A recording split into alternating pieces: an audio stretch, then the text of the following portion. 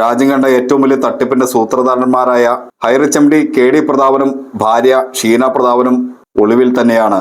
ഇവരെ കണ്ടെത്താൻ കേന്ദ്ര രഹസ്യാന്വേഷണ വിഭാഗവും അന്വേഷണം തുടങ്ങി. ക്രിപ്റ്റോ കറൻസി, OTT പ്ലാറ്റ്ഫോം എന്നിവയുടെ മറവിൽ ഹൈറിച്ച് എം ഡി കെ.ഡി. പ്രതാപനും ഭാര്യയും തട്ടിയെടുത്തത് 500 കോടിയിലേറെ രൂപയെന്നാണ് എൻഫോഴ്സ്മെന്റ് ഡയറക്ടറേറ്റിന്റെ നിഗമനം.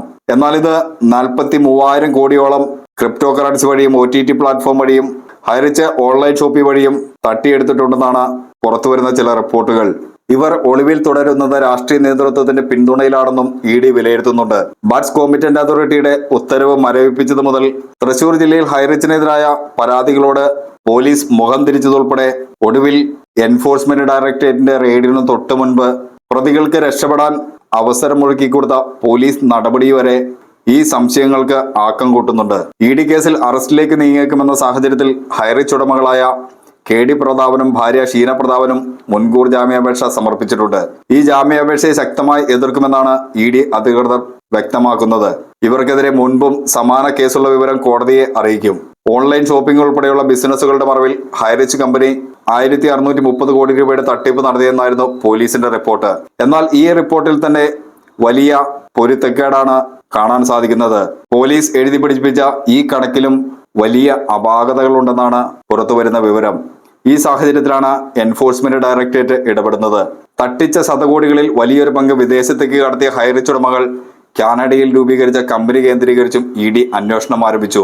ഇതുകൂടാതെ ദുബായിലേക്ക് 5000 കോടിയോളം രൂപ കടത്തിയതായും ചില വിവരങ്ങൾ പുറത്തുവരുന്നുണ്ട്. 2500 കോടിയുടെ സംരംഭമാണ് പ്രതികൾ ദുബായിൽ തുടങ്ങുന്നതെന്ന ചില വിവരങ്ങളും പുറത്തു വരുന്നുണ്ട്. ഇവർ വിദേശത്തേക്ക് പണം കടത്തുന്നതിന് വേണ്ടി മാത്രമായി തട്ടിക്കൂട്ടിയതാണ് HR ക്രിപ്റ്റോ കറൻസി. റിസർവ് ബാങ്കിന്റെ അംഗീകാരം പോലുമില്ലാതെയാണ് HR ക്രിപ്റ്റോ കറൻസി ഇവർ ആരംഭിക്കുന്നതും പണമിടപാടുകൾ നടത്തുന്നതും. ചില പോലീസുകാരും ഈ ഇടപാടുകൾക്ക് ഇടനിലക്കാരായെന്നാണ് എൻഫോഴ്സ്മെന്റ് ഡയറക്ടറേറ്റ് കണ്ടെത്തിയിരിക്കുന്നത്. ഹൈറിച്ചിന്റെ ഇടപാടുകൾക്ക് ഇടനിലക്കാരായ 10-ലേറെ പോലീസുകാരും ഉന്നത രാഷ്ട്രീയ നേതാക്കളും എൻഫോഴ്സ്മെന്റ് ഡയറക്ടറേറ്റിന്റെ നിരീക്ഷണത്തിലാണ്. ഇവരും അന്വേഷണ പരിധിയിൽ ഉൾപ്പെടും. ഇവരുടെ കേന്ദ്രങ്ങളിലും കേന്ദ്ര ഏജൻസികൾ പരിശോധന നടത്തുന്നുണ്ട്. ഹൈറിച്ച് ഉടമകളെ കണ്ടെത്താൻ പോലീസ് മതിയായ സഹായം നൽകുന്നില്ലെന്ന വിലയിരുത്തലും കേന്ദ്ര ഏജൻസിക്കുണ്ട്. ഈ സാഹചര്യത്തിൽ NIA അടക്കമുള്ളവരുടെ സഹായം തേടാനാണ് എൻഫോഴ്സ്മെന്റ് ഡയറക്ടറേറ്റിന്റെ ഇപ്പോഴത്തെ നീക്കം. വിദേശത്തേക്ക് കടക്കാതിരിക്കാൻ വിമാനത്താവളങ്ങളിലും ജാഗ്രതാ നിർദ്ദേശം നൽകും. നിരവധി തട്ടിപ്പ് കേസുകളിൽ പ്രതിയായ കെ.ഡി. പ്രതാപന് ഈ അടുത്തിടെ പാസ്പോർട്ട് വെരിഫിക്കേഷൻ നടത്തിക്കൊടുത്തതും പാസ്പോർട്ട് നേടിക്കൊടുത്തതും ചില ഉന്നത രാഷ്ട്രീയ നേതാക്കളുടെയും പോലീസ് ഉദ്യോഗസ്ഥരുടെയും ഇടപെടലാണെന്ന വിവരങ്ങൾ പുറത്തു വരുന്നുണ്ട്. അടുത്തിടെയാണ് പ്രതാപൻ പുതിയ പാസ്പോർട്ട് എടുക്കുന്നത്. ഇത് വലിയ വിവാദമാവുകയും ചെയ്തിരുന്നതാണ്. ഓൺലൈൻ മാർക്കറ്റിംഗ്, മണി ചെയിൻ ഇടപാടുകൾക്ക് പുറമെ ഹൈറിച്ച് ഉടമകൾ കോടികൾ തട്ടിയെടുത്ത വഴികളിലൂടെയാണ് ED അന്വേഷണം തുടരുന്നത്. കഴിഞ്ഞ വർഷമാണ് ഹൈറിച്ച് ഗ്രൂപ്പിന്റെ HR OTT തുടങ്ങിയത്. സ്വർണ്ണക്കള്ളക്കടത്ത് കേസ് പ്രതി സ്വപ്ന സുരേഷ് തന്നെ ഭീഷണിപ്പെടുത്തിയെന്ന് പരാതി നൽകിയ വിജേഷ് പിള്ളയുടെ ആക്ഷൻ OTT-യാണ് ഹൈറിച്ച് ഉടമകൾ വാടകയ്ക്കെടുത്തത്. പുത്തൻ പടങ്ങളടക്കം റിലീസ് ചെയ്ത് സബ്സ്ക്രൈബേഴ്സിനെ ആകർഷിക്കുകയായിരുന്നു ഇവരുടെ ലക്ഷ്യം. ആയിരക്കണക്കിന് ആളുകളിൽ നിന്ന് 5 ലക്ഷം രൂപ വീതം നിക്ഷേപം വാങ്ങിയായിരുന്നു തുടക്കം.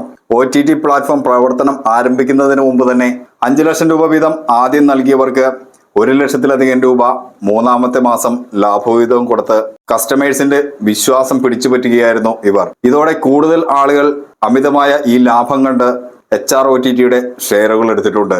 ഇങ്ങനെ കസ്റ്റമേഴ്സിനെ പ്രലോഭിപ്പിച്ച് അമിത പലിശയും അമിത ലാഭവും വാഗ്ദാനം ചെയ്താണ് ഇവർ പണം തട്ടിയെടുത്തത്.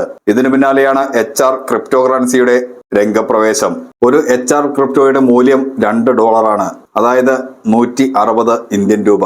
ബേസിക്, പ്രീമിയം എന്നിങ്ങനെ തരംതിരിച്ച് ആയിരക്കണക്കിന് ആളുകളിൽ നിന്നാണ് ഇവർ പണം സമാഹരിച്ചിട്ടുള്ളത്. ഏകദേശം 800 കോടിയോളം രൂപ ക്രിപ്റ്റോ കറൻസിയിൽ നിന്നും മാത്രം ഇവർ സമാഹരിച്ചെന്നാണ് വിവരം. OTT-യിൽ നിന്ന് 30,000 കോടിയും ഹൈറിച്ച് ഓൺലൈൻ ഷോപ്പിൽ നിന്ന് 12,000 കോടിയും ഇവർ സമാഹരിച്ചിട്ടുണ്ടെന്ന വിവരങ്ങളാണ് പുറത്തുവരുന്നത്. ഇതിനിടെ ഇവർ കാനഡയിൽ കമ്പനി രൂപീകരിച്ചത് ഹവാല ഇടപാടുകൾക്കാണെന്നും വിലയിരുത്തപ്പെടുന്നുണ്ട്. വിദേശത്തേക്ക് പണം കടത്താനുള്ള ഒരു ഉപാധി കൂടിയായിരുന്നു കാനഡയിലെ കമ്പനിയും HR ക്രിപ്റ്റോ കറൻസിയും.